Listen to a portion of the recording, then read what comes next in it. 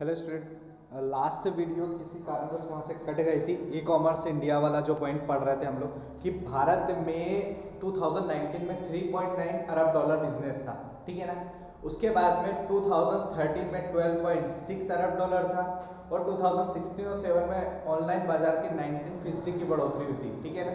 19% बोलते इंक्रीज हुआ था भारत का ई कॉमर्स इंडिया का ऑनलाइन बाजार। और 2017 में 450 मिलियन कितने यूजर थे? 450 मिलियन, जो आबादी का 40% हिस्सा, मतलब 40% हिस्सा है। दुनिया में दूसरे सबसे बड़ा यूजर बेस बनने के बावजूद भी चीन 650 मिलियन आबादी का, मतलब उनकी पॉपुलेशन का कितना आएगा? 48%। सिंपल सी बात है, सिर्फ 48% है चीन। सबसे ज़्यादा ऑनलाइन शॉपिंग चीन में होती है, लेकिन फिर भी कितना है उनकी पॉपुलेशन के हिसाब से? ओनली 48%, ठीक है। अमेरिका 266 मिलियन, बट कि उनकी पॉपुलेशन का 84%। वहाँ की पॉपुलेशन कम हैगी, जनसंख्या कम हैगी, तो इसके हिसाब से वहाँ पर ज़्यादा काम होता है, ठीक है ना। अगर आप इस तरीके से देखा जाए कि 650, 450 और 266, तो इस हिसाब से तो कम हैगा, ठीक है ना। बट उनकी पॉपुलेशन का 84% हिस्सा ऑनलाइन बाजार में हैगा, ठीक है ना। और फ्रांस का 54 मिलियन, मतलब 81% हिस्सा ऑनलाइन बाजार में हैगा। तो आप खुद अंदाजा लगा सकते हैं कि हमारे यहाँ की पॉपुलेशन कितनी होगी, ठीक है ना, उनके मुकाबले।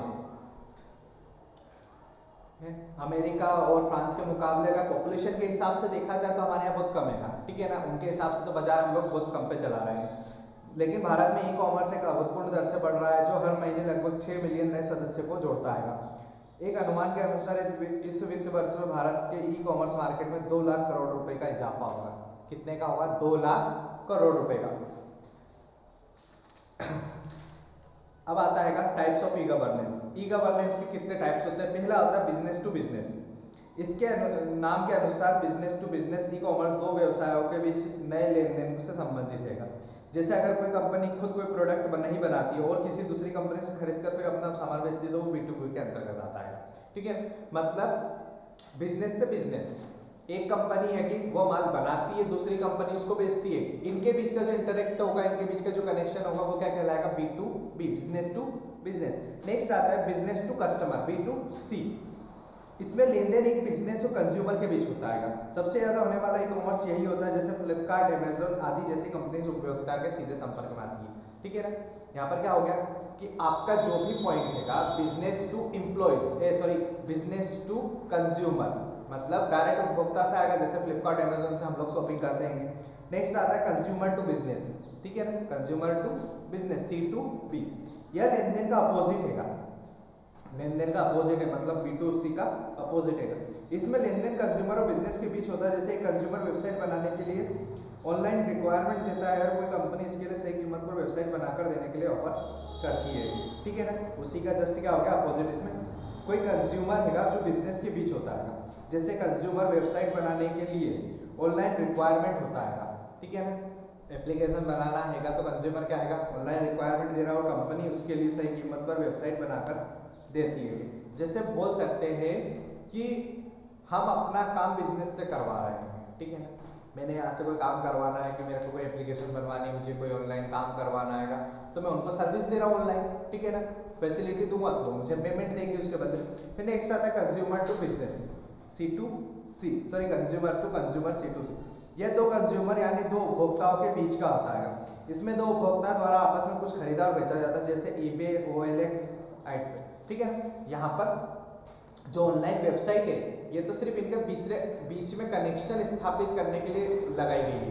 बाकी कंज्यूमर टू कंज्यूमर चलता है, भैया मेरे पास कोई गाड़ी है, मुझे उसको बेचना है, तो मैं कंपनी को नहीं बेचना है, मुझे कंज्यूमर को बेचना है। वो सामने वाला मेरी गाड़ी देखेगा ऑनलाइन तो वो खरीदेगा, तो ये OLX वाली प्रोसेस हो गई, ठीक है। नेक्स्ट आता है business to government, B2G। E commerce का इस प्रकार में कंपनियों और सार्वजनिक प्रशासन या सरकार के बीच ऑनलाइन दिए गए सभी लेन देन शामिल है। यह एक ऐसा क्षेत्र है जिसमें बड़ी मात्रा में और विभिन्न प्रकार की सेवाएं शामिल हैं। खासतौर पर वित्तीय, सामाजिक सुरक्षा, रोजगार, कानूनी दस्तावेज और रजिस्टर आदि जैसे कार्य होते हैं। अब बिजनेस को कोई भी ऑनलाइन काम करवाना, लाइसेंस बनवाना है, बिजनेस का रजिस्ट्रेशन करवाना है, टैक्स भरना, ये सारी चीज़ें किसमें हो गई? ऑनलाइन हो। नेक्स्ट आता है कंज्यूमर टू गवर्नमेंट, C2G। इसमें उपभोक्ता प्रशासन के बीच की गई इलेक्ट्रॉनिक लेन देन होते हैं जैसे टैक्स का भुगतान करना, स्वास्थ्य सेवा का भुगतान करना, दूरस्थ शिक्षा प्राप्त करना आदि का है। ठीक है, अब एडवांटेज डिसएडवांटेज तो आप नॉर्मली बातें कर ही लेंगे। अब नेक्स्ट आता है ई कॉमर्स के एग्जाम्पल। ठीक है, सबसे पहला एग्जाम्पल है ऑनलाइन शॉपिंग, जो आज के टाइम पर ऑनलाइन का या फिर ई कॉमर्स का सबसे बेस्ट एग्जाम्पल मान सकते हो आप। ठीक है ना, क्योंकि सबसे ज़्यादा कोई चीज़ यूज़ की जाती है इंडिया के अंदर तो वो है ऑनलाइन शॉपिंग। ठीक है ना, अदर तो बहुत सारी चीज़ें हम यूज़ भी नहीं करते, बट ऑनलाइन शॉपिंग और ऑनलाइन पेमेंट ये सबसे ज़्यादा यूज़ हमारे यहाँ पर किया जाता है। ई शॉपिंग का अर्थ है इंटरनेट के द्वारा अपनी मनपसंद सामग्रियों को खरीदना। बनी बात है। ठीक है, भारत में ई शॉपिंग की शुरुआत 21वीं सदी के आगमन के पश्चात हुई, किंतु कुछ ही वर्षों में देश भर में कदम छाई कि जिसकी कल्पना नहीं की। आज एक और भारत के सभी छोटे बड़े शहरों में घर से बाहर निकलते ही विभिन्न प्रोडक्ट में सजी बड़ी बड़े होर्डिंग, बैनर आदि दुकानें दिख जाती। तो दूसरी ओर घरों के अंदर भी कंप्यूटर और स्मार्टफोन के एक समृद्ध बाजार मौजूद है। घर से बाहर बाजारों में जाकर अपनी ज़रूरतों के मुताबिक चीज़ों को खरीदना और ऑफलाइन शॉपिंग कहलाता है। अपने यहाँ पर कब हुई शुरुआत? 21वीं सदी में, मतलब 2000 के बाद से स्टार्ट हुआ हमारे यहाँ पर ऑनलाइन बिजनेस। ठीक है, हमारे इंडिया में क्या है, आप मार्केट में जाते हो, ठीक है, आप घर से बाहर निकलते हो तो आपको चारों तरफ सजी अच्छी दुकानें मिल जाएंगी, बड़े बड़े शोरूम मिल जाएंगे, शॉप मिल जाएगी। ठीक है ना, सारा सामान आपको ज़रूरत का मिल जाए, ये एक हो गया। दूसरी चीज़, आप घर में बैठे बैठे वही सारी चीज़ें आपको ऑनलाइन मिल जाएगी। दो ऑप्शन है हमारे पास, एक आप बाहर निकल के जाओगे तो आपको सब चीज़ें बाहर दुकानों पर मिल जाएगी, और दूसरी चीज़ हो गई आपको ऑनलाइन घर बैठे बैठे मिल जाएगी। ठीक है, आप मार्केट में जाकर खरीदी करते हो तो वो ऑनलाइन शॉपिंग कहलाती है, और अगर आप मोबाइल या इंटरनेट या फिर कंप्यूटर द्वारा अगर शॉपिंग करते हो तो वो ऑनलाइन शॉपिंग कहलाती है। अब फ़र्क क्या पड़ता है दोनों में? ठीक है ना, पहली चीज़ का फ़र्क तो ये पड़ता है कि ऑफलाइन में जाओगे तो आपको ट्रैफिक मिलता है। ठीक है ना, ट्रैफिक मिलेगा, आपको बार्गेनिंग करनी पड़ेगी, भीड़ भाड़ रहेगी। ठीक है ना, आपको 10 दुकानें जानी पड़ेगी, सारी चीज़ें आपको करनी पड़ेगी। ऑनलाइन में क्या है ना, आप अपने घर में बैठे हो, एसी लगाया, सोफे पे बैठे, आपने ऑनलाइन जो चीज़ दिखा आपने सर्च करके निकाली। ठीक है, ये चीज़ हो गई। अब एक चीज़ के फायदे हैं, नुकसान भी अभी आपने बोल दिया कि ऑफलाइन में हमको ये नुकसान होता है कि हमको भीड़ में जाना पड़ता है, टाइम लगता है, 2-3 घंटे खराब होंगे, खरीदी करनी पड़े। यहाँ जाएंगे 10 मिनट में हम ऑनलाइन शॉपिंग कर लेंगे, वो घर पे दे जाएगा, छुट्टी। ये आपका एक फ़ायदा हो गया। बट अगर दूसरी चीज़ ये देखी जाती है तो आप ऑफलाइन में जाते हो तो आप अपनी इच्छा से उस चीज़ को चेक करके ले सकते हो। ठीक है ना, आप गए मार्केट गए, आपने कोई चीज़ देखी, उसको अपनी इच्छा से पसंद करी, साइज चेक करी, कलर चेक करा, सारी चीज़ें आप चेक करके उसको ला सकते हो। ये एक प्लस पॉइंट है। ऑनलाइन में आपको सिर्फ एक फ़ोटो दिखाया जाता है, बाद में आने के बाद में, ठीक है ना, वो चीज़ में चेंज हो सकता है, शायद साइज में डिफरेंट हो जाए, या फिर जो चीज़ दिख रही है कि वो ना निकले। तो ऐसे बहुत सारी चीज़ें हो सकती है। अगर एक चीज़ के फायदे होते हैं, दूसरी चीज़ के नुकसान भी बनी बात है। ऑनलाइन शॉपिंग साइट पर खरीदे जाने वाले सामान का ऑर्डर देने के 2-3 दिनों के अंदर ही ऑर्डर घर पर सामान पहुंचा दिया जाता है। टाटा सन्स के चेयरमैन रतन टाटा का कहना है कि भारत में खरीदारों की काफ़ी संख्या होने के बावजूद लोग बाजार जाकर सामान नहीं खरीद पाते, किंतु आज देश में ई शॉपिंग का चलन इतना अधिक बढ़ गया है कि 500 से 600 मिलियन लोग इस माध्यम से खरीदारी करते हैं। ठीक है, हमारे यहाँ पर नॉर्मली बात है कि इंडिया में मार्केट बहुत है, आप किसी भी सामान खरीदने जाते हो कि इसी तरीके से आपको हर सामान मिल जाएगा। ठीक है ना, यहाँ नहीं मिलेगा, दूसरी दुकान पर मिलेगा, आपको सारा सामान मिल जाएगा।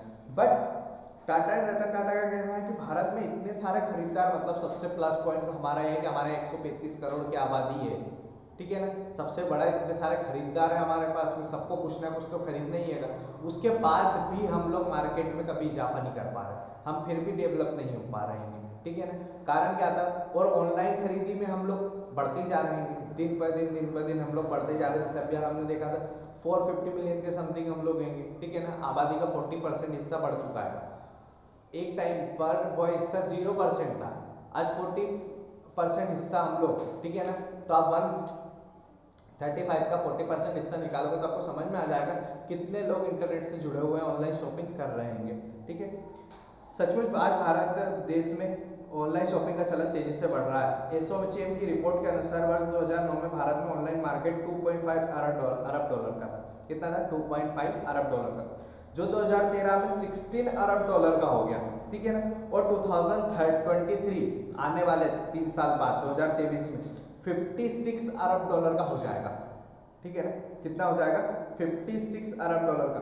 अब आप सोच सकते हो कि 2009 में मात्र 2.5 था, जो 2013 में 16 हो गया, और 2023 में 56% हो जाएगा। तो आप खुद अंदाजा लगा सकते हो कि कितना ग्रोथ कर रहा है।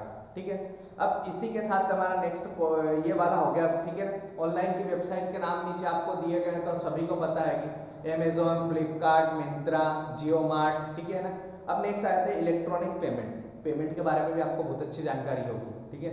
जब हम किसी वस्तु या सामान को ऑनलाइन खरीदते हैं तो उसके लिए हम पेमेंट इंटरनेट के द्वारा करते हैं, जिसे हम क्या बोलते हैं, इंटरनेट इलेक्ट्रॉनिक पेमेंट। ये पेमेंट हम क्रेडिट कार्ड तथा डेबिट कार्ड या अन्य तरीके से करते हैं। इलेक्ट्रॉनिक पेमेंट करने के लिए अलग अलग तरीके होते हैं। ई कॉमर्स में खरीदे गए गुड्स या सर्विस के लिए पेमेंट इंटरनेट के माध्यम से आप इलेक्ट्रॉनिक तरीके से या फिर ऑनलाइन तरीके से कोई भी चीज़ शॉपिंग करते हो तो उसका पेमेंट आप ऑनलाइन ही करते होगे, ठीक है। आज के टाइम पर क्या हो गया है, सिंपल सी बात करते हैं हम लोग, ज़्यादा लंबा लेक्चर नहीं लेंगे। कोई सा भी काम, ठीक है, जरूरी नहीं कि आपने ऑनलाइन शॉपिंग करी है तो ऑनलाइन पेमेंट करना। सिंपल सी बात है, अगर आप इलेक्ट्रॉनिक आइटम से, डिवाइस से अगर कोई पेमेंट करते हो तो वो क्या कहलाते हैं, इलेक्ट्रॉनिक पेमेंट, ठीक है ना। आप पेटीएम, फोनपे, गूगल पे, ठीक है ना, किसी से भी करो, ये सारे इलेक्ट्रॉनिक हो गए। आप क्रेडिट कार्ड से करते हो, डेबिट कार्ड से करते हो, उसको भी इलेक्ट्रॉनिक तरीके हो गए, ठीक है। तो ये सब किस में आ गया, इलेक्ट्रॉनिक पेमेंट। अब नेट बैंकिंग और इंटरनेट बैंकिंग। अब नेट बैंकिंग, इंटरनेट बैंकिंग क्या हो गई भाई, इसकी अपनी अपनी कंपनी के, अपनी अपनी बैंकों की सबकी एप्लीकेशन बनाई जाती है, ठीक है ना, जिसके द्वारा इंटरनेट से वो अपनी जो एप्लीकेशन है बैंक की, उससे हमारा पूरी लिंक कनेक्ट रहती है बैंक से, ठीक है। हम उससे ऑनलाइन पेमेंट कर सकते हैं, ऑनलाइन पेमेंट ले सकते हैं, हम चेक लगवा सकते हैं, ठीक है। हम हमारे अकाउंट के बारे में पूरी जानकारी ले सकते हैं। तो सारी चीज़ें हमें यहाँ पर नेट बैंकिंग में मिल जाती है। नेक्स्ट आता है ऑनलाइन टिकट। अब ऑनलाइन टिकट हैगा तो सभी को पता है ऑनलाइन टिकट क्या होता है, ठीक है ना। आप बस का, ट्रेन का, ठीक है ना, किसी भी चीज़ का अगर आप ऑनलाइन बुकिंग करते हो तो वो क्या कहलाती है, ऑनलाइन टिकट हो गया। भाई आपको कहीं जाना हैगा, ये बोल सकते हैं आपको कहीं बाहर घूमने, दिल्ली जाना, मुंबई जाना, आपने ऑनलाइन रिजर्वेशन करवाया, ऑनलाइन ट्रेन का टिकट खरीदी, तो ऑनलाइन टिकट में आ गए। आज के टाइम पर सभी चीज़ पॉसिबल है, ठीक है। आप बस का टिकट करवा लो, आप क्रिकेट मैच देखने जा रहे हो, आप कोई प्रोग्राम देखने जा रहे हो, मूवी देखने जा रहे हो, तो सभी के टिकट आज के टाइम पर ऑनलाइन बुक हो जाते हैं और आपको पता है कैसे होते हैं, ठीक है, तो मुझे बताने की जरूरत नहीं है। अब ई बिजनेस वेबसाइट की लिस्ट, ठीक है ना। सबसे पहला जो पॉइंट दिया गया है इसमें वो हैगा फ्लिपकार्ट, ठीक है। फ्लिपकार्ट, अमेजोन, पेटीएम, जेबैंक, जोमेटो, बुक माई शो, ठीक है ना। ये आपको जो 6 नाम दिए गए हैं, ये पॉइंट आप खुद क्लियर करोगे, ठीक है ना, क्योंकि ये नाम आपको पता है। आपका होमवर्क यही है कि आपको फ्लिपकार्ट, अमेजोन, पेटीएम, जेबोंग, जोमेटो और बुक माई शो के सारे ऑर्डर, या फिर ये बोल सकते हैं इनके सारे पॉइंट आपको क्लियर करने हैं और सारी डिटेल इनकी लिखनी है। नेक्स्ट आता है ई लर्निंग साइट। अब ई लर्निंग, इलेक्ट्रॉनिक लर्निंग या फिर पढ़ने का तरीका, ठीक है। अगर आप अपनी पढ़ाई ऑनलाइन करते हो, ठीक है, या किसी इलेक्ट्रॉनिक डिवाइस के थ्रू करते हो तो वो क्या कहलाती है, ई लर्निंग कहलाती है, जिसका उद्देश्य शिक्षार्थी के व्यक्तिगत अनुभव, अभ्यास और ज्ञान के संदर्भ में ज्ञान के निर्माण को प्रभावित करना है। अब नॉर्मल सी बात है कि आज के टाइम पर सारी चीज़ें ऑनलाइन हो गई है और कोरोना आने के बाद तो हमारे यहाँ ई लर्निंग का चलन ज़्यादा ही हो गया है, ठीक है ना, ऑनलाइन पढ़ाई करने का। अभी भी हम लोग ऑनलाइन पढ़ाई कर रहे हैं, ठीक है। तो ये सारी चीज़ें को क्या हो गया, चेंजेस होते गए। अब क्या हो गया, आज के टाइम पर ऑनलाइन क्या हो गया, आपको बुक्स भी ऑनलाइन मिल जाती है, सारे डॉक्यूमेंट, आपको नोट्स चाहिए वो ऑनलाइन मिल जाते हैं, कि आपको कोई लेक्चर सुनना है तो वो ऑनलाइन मिल जाता है, किसी टॉपिक के बारे में जानकारी चाहिए वो ऑनलाइन मिल जाती। तो आजकल ऑनलाइन इलेक्ट्रॉनिक लर्निंग का बहुत ज़्यादा महत्व बढ़ गया है। अब क्या कहता है, जैसे आज आपकी एग्ज़ाम है या फिर कल आपकी एग्ज़ाम है और रात में आपको कोई टॉपिक है समझ में नहीं आ रहा है, आप किसको बोलोगे कि मुझे ये टॉपिक समझा दे, ठीक है। आप ऑनलाइन जाके वो टॉपिक समझ सकते होगे, आपको ऑनलाइन वीडियोज़ भी मिल जाएंगी, उसके रिलेटेड क्वेश्चन भी मिल जाएंगे, नोट्स भी मिल जाएंगे, जिसमें आपको पूरी जानकारी मिल जाएगी कि वो टॉपिक किस चीज़ का है, ठीक है। तो ये इलेक्ट्रॉनिक लर्निंग होता है। इसमें आपको सभी तरह की चीज़ें हो जाती है, सोशल डिस्टेंसिंग भी हो जाती है कि भाई आप अपने घर पे आराम से शांति में बैठ के पढ़ सकते हो। आपको नहीं पसंद आ रहा है कि यार मैं भीड़ भाड़ में पढ़ूँ, आप अपने घर बैठिए आराम से पढ़िए शांति में, ये फैसिलिटी हो गई आपको, ठीक है ना। आपको जिस तरीके से जिस बुक से पढ़ना है, जिससे पढ़ना है, वो सारी चीज़ें आपको अवेलेबल हो जाती है, ठीक है ना। इसके 2 टाइप्स होते हैं ई लर्निंग के, एक होता है सिंक्रोनाइज और एक होता है एक्सोनाइज। सिंक्रोनाइज का अर्थ होता है एक ही वास्तविक समय में वेब के माध्यम से एक प्रशिक्षक के साथ प्रतिभागी की सहभागिता शामिल है। उदाहरण के लिए वीसीआर या वर्चुअल क्लासरूम, जो कुछ नहीं बल्कि असली क्लासरूम ऑनलाइन होते हैं, ठीक है। जैसे जूम वगैरह से हम पढ़ाई करते हैं, उसकी बात कर रहे हैं। सामने व्यक्ति आपको पढ़ा रहा है, डायरेक्ट आप भी उनसे पढ़ रहे हो, आपको जो डाउट है उनसे क्लियर कर लो, वो आपको समझा रहा है, वो आपको एक्सप्लेन कर रहा है, ये क्या होगा, सिंक्रोनाइज। नेक्स्ट आता है एनसिक्रोनस। एसिंक्रोनस जिसका अर्थ होता है एक ही समय में नहीं, प्रतिभागियों को प्रशिक्षक के लाइव इंटरेक्शन के बिना अपनी गति के WT वेब आधारित प्रशिक्षण को पूरा करने की अनुमति देता है। ठीक है, अब यहाँ पर आपको क्या रहता है, जैसे ये वाला सिस्टम हो गया हमारा, ठीक है ना, हमने वीडियो बना दी, आप लोग अपनी इच्छा के अनुसार आप दिन में पढ़ो, रात में पढ़ो, आपके पास ऑप्शन है, आप कभी भी इस चीज़ को यूज़ कर सकते हो, पढ़ सकते हो। ये क्या हो जाएगा, एसिंक्रोनस। ठीक है ना। अब एडवांटेज डिसएडवांटेज वाला पॉइंट तो आप ही को करना रहता है, मैंने आपसे पहले ही बोला है। अब हमारे यहाँ पर भारत में छात्रों के लिए ऑनलाइन शिक्षा वेबसाइट कौन कौन सी है, उसके नाम दिए गए हैं। तो पहला दिया है indiaeducation.net, यह भारत में सबसे बड़ी ऑनलाइन शैक्षणिक वेबसाइट में से है, जो 48 से अधिक पोर्टल्स को जोड़ती है। कितने पोर्टल्स को, 48 पोर्टल्स। इस वेबसाइट का प्राथमिक उद्देश्य किसी भी प्रकार के भारतीय शैक्षिक प्रश्नों का संतोषजनक उत्तर देना है। इसका काम क्या है, जितने भी आपके डाउट रहते हैं उसका आंसर देना इसका काम है। नेक्स्ट आता है खान एकेडमी। खान अकादमी एक मुफ्त शैक्षिक वेबसाइट है जो छात्रों को अपनी गति से अध्ययन करने की अनुमति 2008 में सर खान द्वारा निर्मित खान अकादमी ई लर्निंग के उद्योग मानक है। ठीक है ना।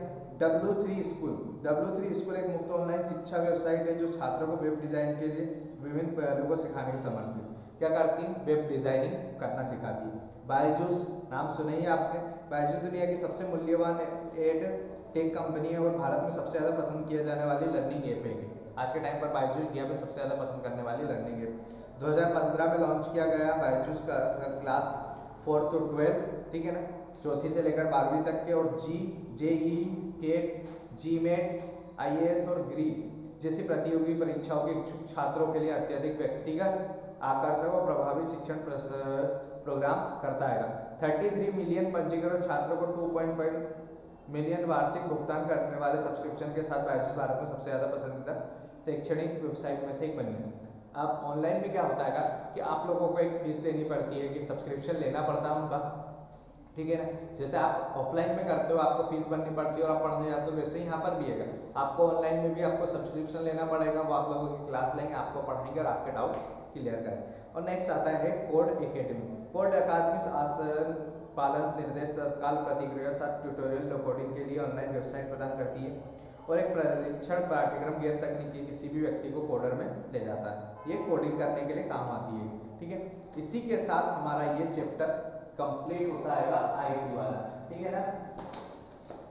यहाँ से इसके बाद हमारा नेक्स्ट वीडियो में मिलेंगे। Thank you.